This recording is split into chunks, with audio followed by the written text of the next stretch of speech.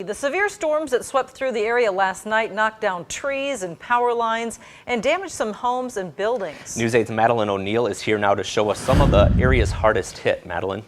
Mike and Martha, if you were to look down Oak Avenue in Onalaska today compared to this time yesterday, things would look a lot different. There are now holes in the ground from where trees used to be and damage on the houses and buildings where those trees ended up. Homeowners came together overnight and today to check out the storm's damage and start the cleanup. It still hasn't quite hit home for Onalaska resident Tricia Stewart. It's kind of surreal right now. On her way home during last night's storm, she got some unexpected news from a neighbor's phone call. And he said you need to get home because your tree from your front yard just fell into your house. Neighbors say the heavy winds left this block of Oak Avenue covered in fallen trees. My whole yard is completely uprooted. I'm not sure how it just decided to pick this spot and take all of our trees. Crews are working to clean up a tree originally from Shelley Whetstone's yard.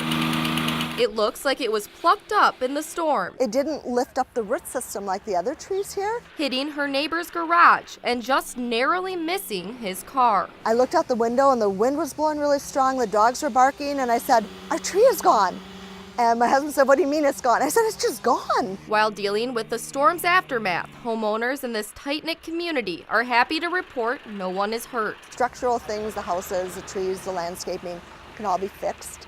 And it's better. It's like easier when you have friends to talk about and share it with. Our community's pretty close, and so it was nice to have the camaraderie with everyone. But next time a storm rolls through the neighborhood, it's going to be a little nerve-wracking. What if it hits our house next time? I'm not going to have the worry of that tree anymore, but I think I'm always going to be a little more afraid of storms than I ever was before. the resident whose tree fell on her home says although her dogs are still a little scared, everyone in her house is doing just fine and they were able to sleep in the basement last night. She's in contact with her insurance company to find out what happens next. Unbelievable just to see that tree taken out of the ground and moved like that. And how lucky they were too that it didn't go through the house too. Could have been a lot worse.